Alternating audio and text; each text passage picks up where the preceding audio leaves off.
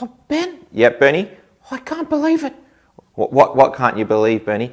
You know my mum and dad, Yeah, I know your mum and dad, Mr. and Mrs. Poupée. they got me in so much trouble.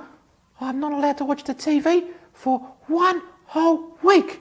I can't believe it. Whoa, that's pretty serious, isn't it? Yeah, I know. I can't believe it. Well, Bernie, Yeah?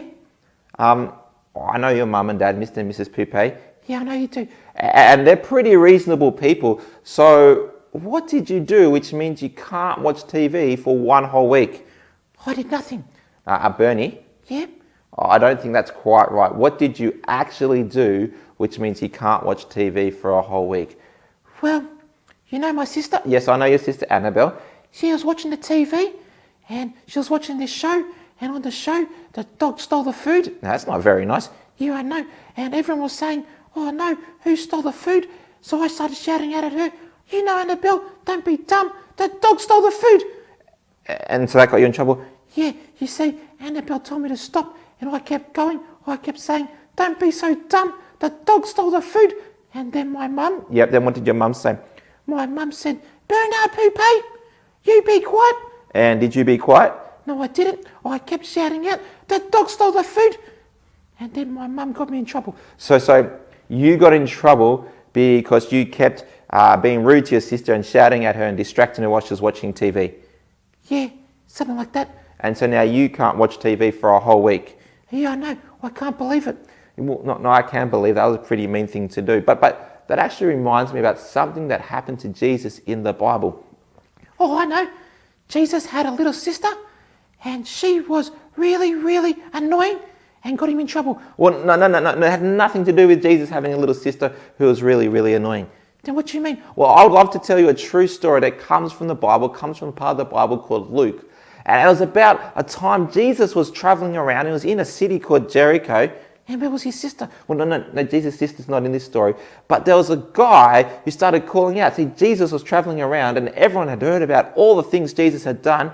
Yeah, he made the food come when there wasn't much food, and he was able to make dead people come alive. Oh, I wish I was there. That's right. Everyone wanted to see Jesus. And this one guy kept crying out, Jesus, Son of David, have mercy on me. Was Jesus' dad's name David? No.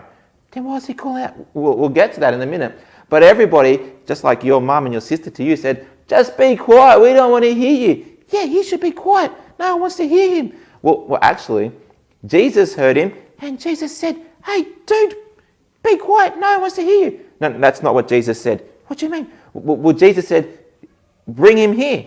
Why didn't he come himself? Oh, I forgot to tell you about this guy, didn't I? Yeah, he did. Well, see, this guy who was shouting out, Jesus, Son of David, have mercy on me, he was blind. What do you mean? He couldn't see. Then how do you know about Jesus? Well, he would have heard about Jesus, and he knew about Jesus, and he knew all the things Jesus had done, and he knew that Jesus must be God's promised one. Why'd you say that?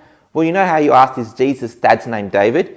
Yeah, because he said, Jesus, Son of David, have mercy on me. That's right. See, Son of David meant they were the descendant, the great grandson of King David, and God had promised God's special one would be the descendant, the great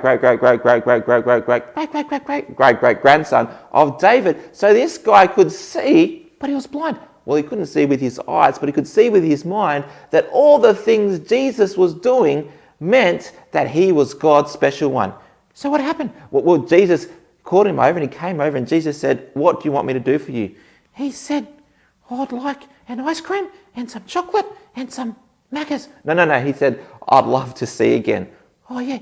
And then Jesus says, well, I'll give you some ice cream and some chocolate and some Maccas. No. Jesus said, okay, you can see.